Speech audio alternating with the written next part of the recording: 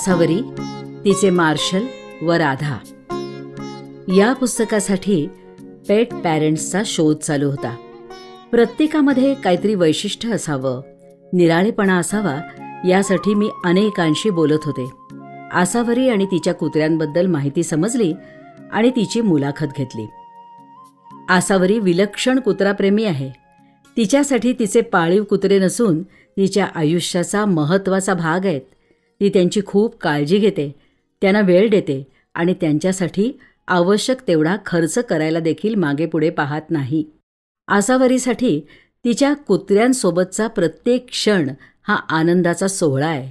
ती त्यांच्या खाण्यापिण्याची योग्य व्यवस्था तर ठेवतेच, शिवाय त्यांना उत्तम वैद्यकीय सेवा मिळेल हेही बघते. या प्रकरणात आपण आसावरी आणि तिच्या पाळीव कुत्र्यांमधील अनोख्या आणि अतूट नात्याचा मागोवा घेणार आहोत, जिथे विश्वास, प्रेम आणि कमिटमेंट याचा संगम आहे. आसावरीची मुलाखत घेण्यासाठी फोन केला. त्यावेळेस ती म्हणाली, हे 2 दिवस नको, कारण अमावस्या असल्यामुळे माझ्या कुत्र्याला त्या दिवशी त्रास होतो, फिट्स येतात.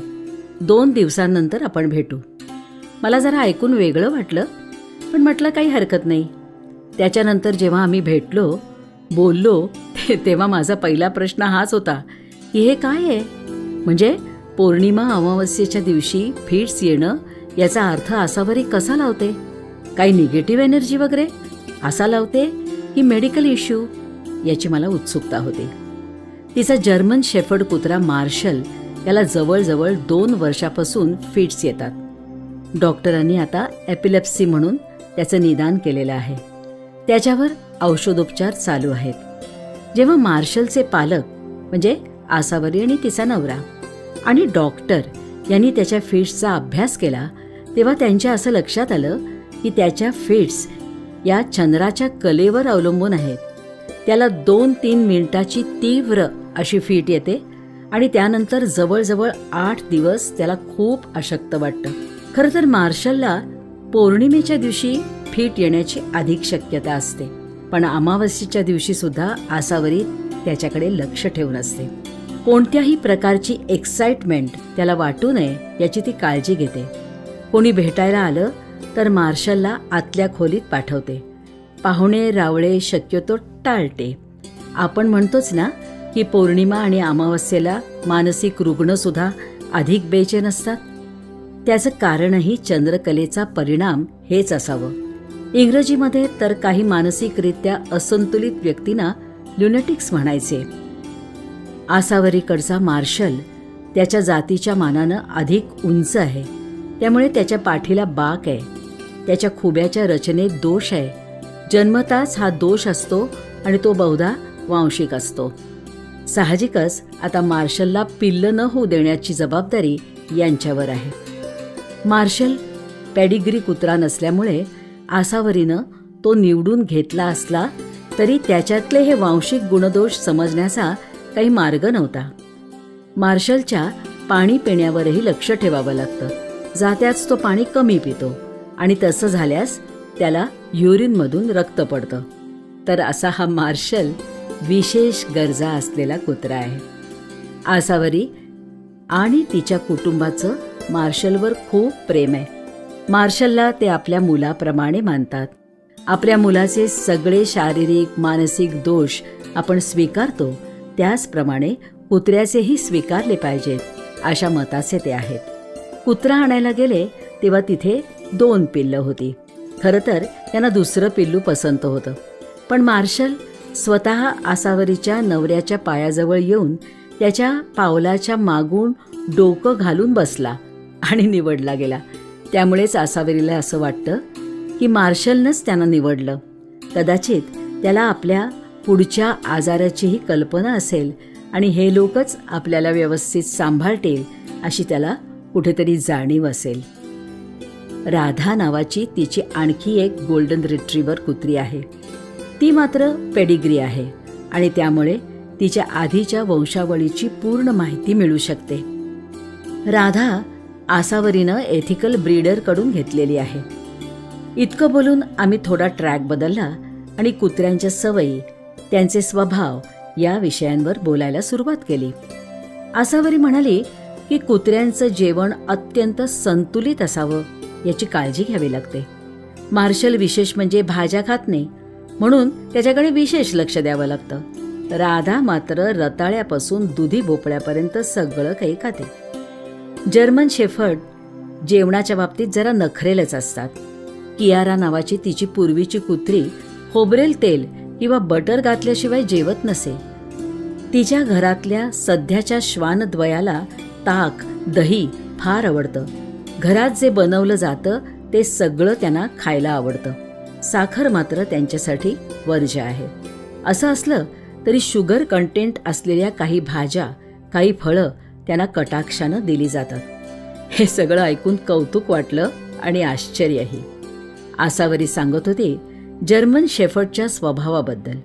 ते प्रेमळता असतातच, शिवाय ते गार्ड डॉग्स म्हणून ओळखले जातात. आपल्या मालकाला, त्याच्या कुटुंबाला संरक्षण देणं हे काम ते फार मनापासून करतात. कुणा व्यक्तीशी आपल्या मालकाचं बोलणं त्यांना आवडलं नसेल तर ते त्यांच्या मधोमध जाऊन भिंतीसारखे उभे राहतात. माणसापेक्षा कुत्र्याला माणसं जास्ती कळतात. काही वर्षांपूर्वींची गोष्ट. तारुण्यात पदार्पण करणाऱ्या आसावरीच्या मुलीची छेड काढण्याचा प्रयत्न एक माणूस करायचा. काहीतरी वाह्यात बोलायचा.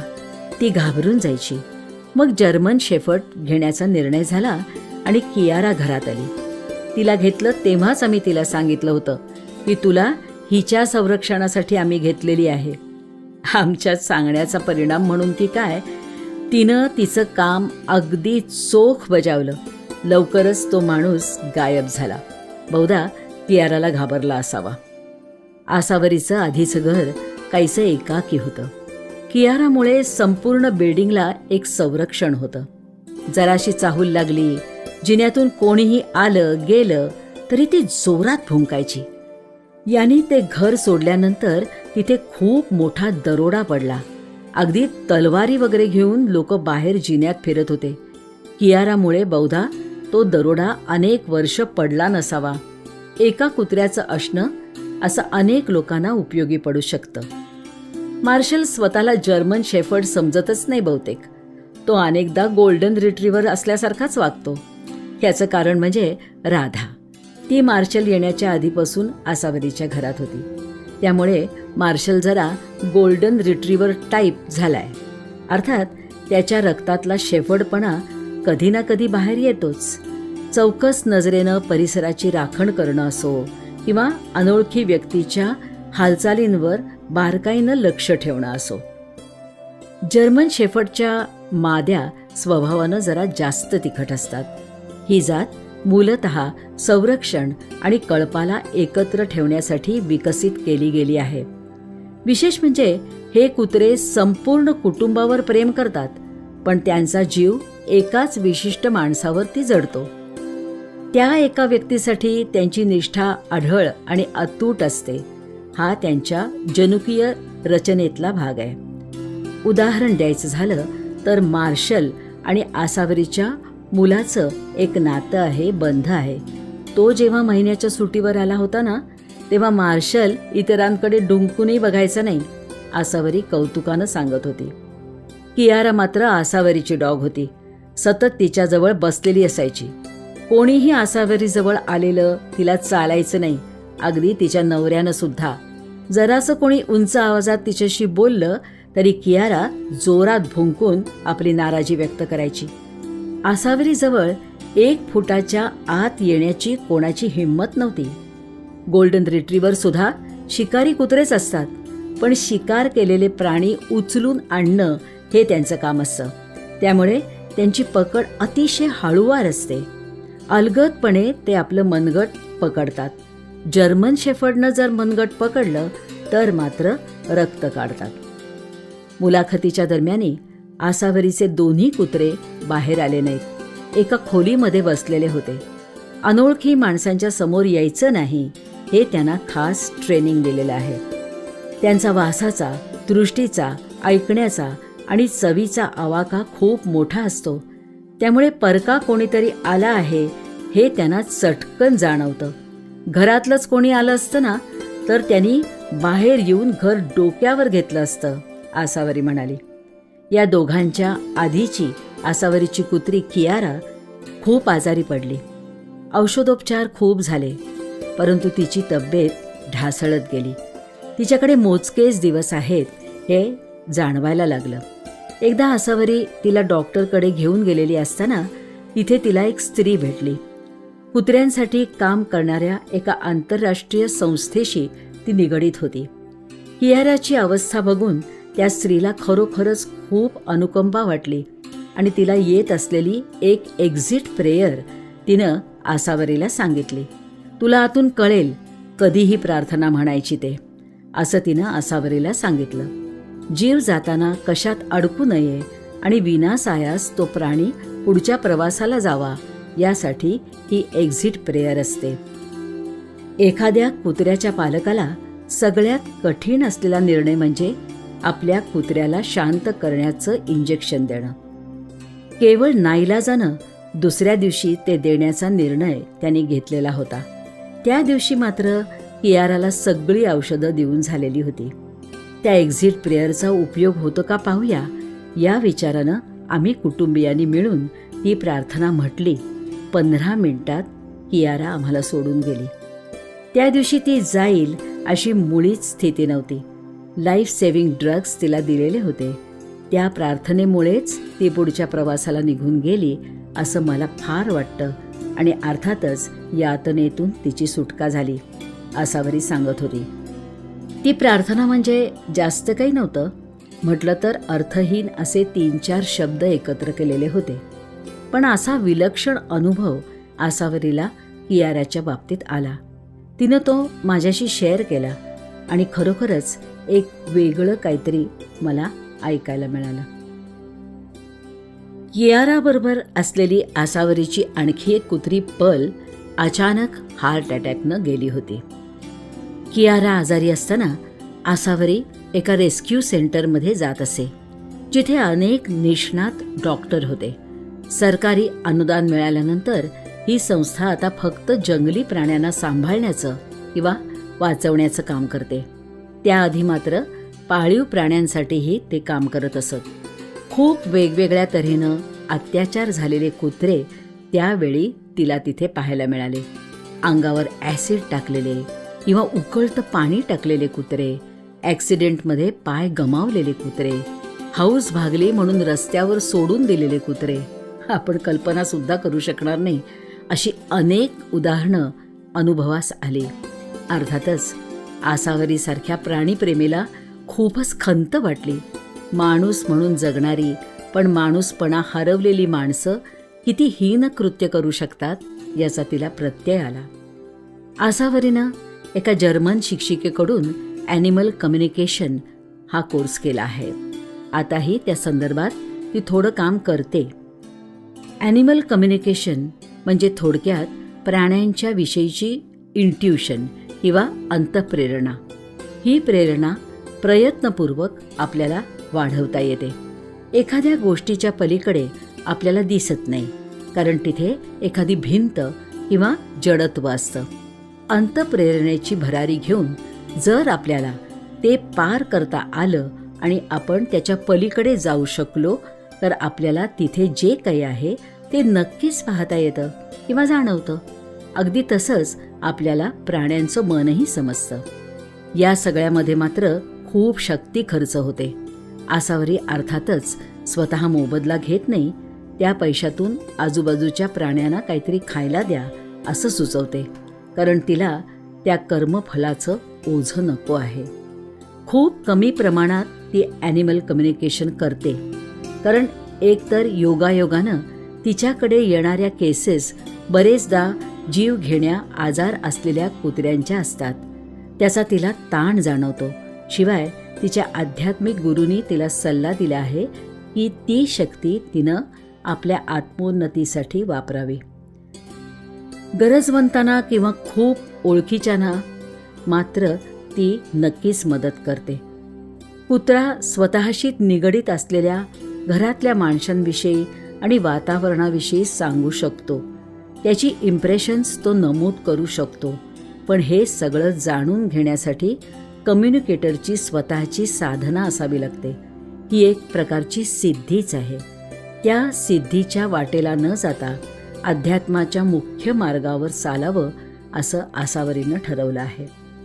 आसावरी जरी डॉग कम्युनिकेशनची विशेष प्रॅक्टिस करत नसली तरी ती स्वतःच्या कुत्र्यांशी ते स्किल वापरून बोललेली आहे. त्यावेळी तिला राधानं सांगितलं की मी 2 वर्ष राहीन किंवा 14 वर्ष राहीन.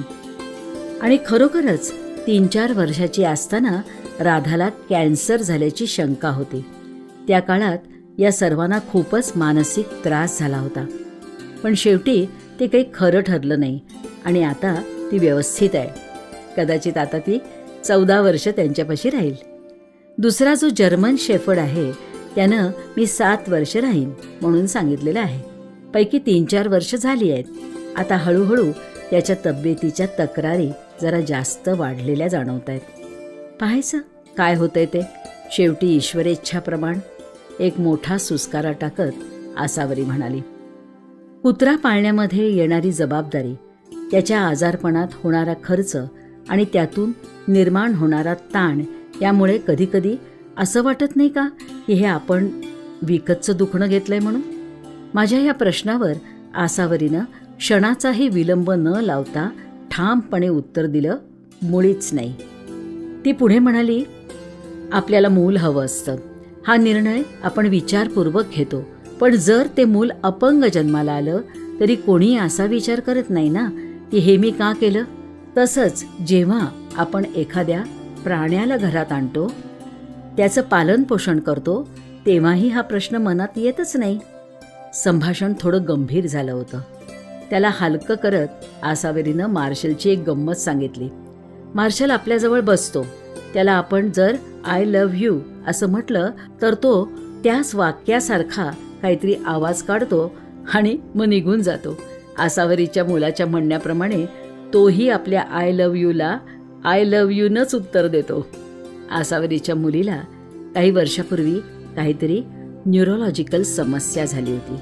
ती अस्वस्थ असताना मार्शलही बेचैन होत असे. जणू तिच्या वेदना तो स्वतः अनुभवत होता. हळूहळू ती पूर्ण बरी झाली. पण आश्चर्य म्हणजे काही काळानंतर मार्शलला फिट्स यायला लागल्या. जणू तिचं दुखणं त्यानं स्वतःवर घेतलं. नंतर तिचं लग्न ठरलं आणि ती सासरी गेली. त्यावेळी मार्शलला बोर्डिंगमध्ये ठेवण्यात आलं होतं. घरी परत आल्यावर पहिल्याच दिवशी त्याला मोठी फीट आली. काही दिवसांनी ती माहेरी म्हणजे आसावरीच्या घरी आली. पण मार्शल तिच्याकडे पाठ फिरवून बसला. तिनं कितीही हाक मारली तरी तो तिच्याकडे न बघता बसून राहिला. तो रागावला असावा, पण खरं तर तिच्या अचानक निघून जाण्यानं तो दुखावला होता हे स्पष्ट दिसत होतं. मुलाखतीदरम्यान शेजारी बसलेल्या गीतानं म्हणजे आसावरीच्या आईनं त्यांच्या राणूची एक आठवण सांगितली. आसावरी आणि गीतामध्ये कधी वाद झाला की राणू सोफ्याच्या खाली जाऊन बसायची आणि सगळं शांत होईपर्यंत बाहेर यायची नाही. गीताचे पती हॉस्पिटलमध्ये निधन पावले. त्याआधी जवळपास 15 मिनिटं राणू घरात जोरजोरात फुंकत होती. ते गेल्यावर मात्र ती शांत झाली. कदाचित ती त्यांच्याशी काहीतरी संपर्क साधण्याचा प्रयत्न करत असेल. ही हृदयस्पर्शी आठवण ऐकून माझ्याही डोळ्यात पाणी आलं. विषय बदलत आसावरी म्हणाली, बाहेर फिरायला नेताना कुत्र्याच्या गळ्यात जो पट्टा म्हणजे लीश अडकवलेली असते ना, तो केवळ एक साधा दोर नसतो, तर तो आपल्या आणि आपल्या पाळीव मित्रामधला संवादाचा अदृश्य दुवा असतो. एखाद्या आई आणि मुलाच्या नाळेसारखा हा पट्टा दोघांना जोडून ठेवतो. एकमेकांच्या भावना आणि विचारांची देवाणघेवाण करण्यासाठी त्याचा उपयोग होतो. कुत्रा पाळायचा म्हणजे फक्त त्याला जेवण देणं, वेळेवर फिरायला नेणं आणि त्याची काळजी घेणं एवढंच नाही. त्याच्यासोबत वेळ घालवणं, खेळणं, त्याचा स्वभाव समजून घेणं यात खरी मजा आहे. अनेक जण आपल्या व्यस्त दिनचर्येमुळे कुत्र्याला फिरवून आणण्यासाठी डॉग वॉकर ठेवतात. पण कुत्र्याचा खरा आनंद त्याच्या पालकाशी असलेल्या बंधामध्ये असतो. त्याला तुमच्या स्पर्शाची, तुमच्या उपस्थितीची सवय लागते. आसावरीचं ठाम मत आहे, कुत्रा म्हणजे फक्त पाळीव प्राणी नाही, तो कुटुंबाचा भाग आहे. त्याच्यासोबत फक्त जबाबदारी म्हणून नव्हे, तर प्रेम, मैत्री आणि निखळ आनंद अनुभवण्यासाठी त्याला घरात आणलं पाहिजे. घरामध्ये कदाचित माझ्या मुलाकडे जरा दुर्लक्ष होईल, पण माझ्या कुत्र्यांकडे होणार नाही. मार्शलला बाहेरचं दही आवडत नाही. त्याला घरात विरजण लावलेलं दहीच खायला आवडतं आणि त्याप्रमाणेच ते त्याला पुरवलं जातं. घरात दही कमी असलं तर घरातली लोक बाहेरचं दही खातात, पण कुत्र्याला मात्र घरी लावलेलंच देतात. आसावरी निगुतीनं त्यांच्याकडे लक्ष देते. शिवाय अनेक सुविधा त्यांच्यासाठी उपलब्ध आहेत. खेळणी आहेत, त्यांना झोपायला गादी आहे, मार्बल फ्लोरिंग असल्यामुळे पाय घसरू नये म्हणून ठिकठिकाणी ज्यूट कार्पेट्स घातलेली आहेत. दर 2-3 दिवसांनी त्यांचा फर कोट ब्रश करावा लागतो. त्यांचे कान साफ ठेवावे लागतात. घरात ठिकठिकाणी पाणी ठेवावं लागतं. खाणं पिणं सांभाळावं लागतं. पोट बिघडलं तर ढुंगणसुद्धा पुसावं लागतं. हे सगळं अपरिहार्यपणे करावंच लागतं. मार्शलची औषधं बरीच आहेत. त्याच्या वेळाही सांभाळाव्या लागतात. उन्हाळ्यामध्ये घरच्यांप्रमाणे कुत्र्यांनाही ती तुळशीचं बी देते. घरात सगळीकडे ब्लाइंड्स आहेत, ब्लॅकआउट कर्टन्स आहेत. बाहेर जाताना पंखे लावून जावं लागतं. फार काळ एकटं ठेवून चालत नाही, कारण त्यांना सेपरेशन एन्झायटी येते. ते 3-4 तास एकटे राहू शकतात, पण त्यापेक्षा जास्त ठेवलं जात नाही. त्यांना खेळही खूप दिला जातो. आसावरीच्या घरात कुत्रे अगदी आरामात राहतात आणि त्यांना उत्तम प्रशिक्षण दिलेलं आहे. ते जेवताना सहसा जवळ येत नाहीत. बऱ्यापैकी ऐकतात. थोडेसे उदास होतात, पण दूर सरकतात. ती कौतुकानं सांगत होती. त्यांचं नाराज चेहऱ्यानं लांब कोपऱ्यात जाऊन बसणं माझ्या डोळ्यासमोर आलं आणि मला थोडंसं हसू आलं. खूप मजा आली आसावरीशी बोलताना. तिचं झोकून देणं बघून कौतुक वाटलं आणि आश्चर्यही. श्वानप्रेमी आसावरीला माझा मनापासून सलाम.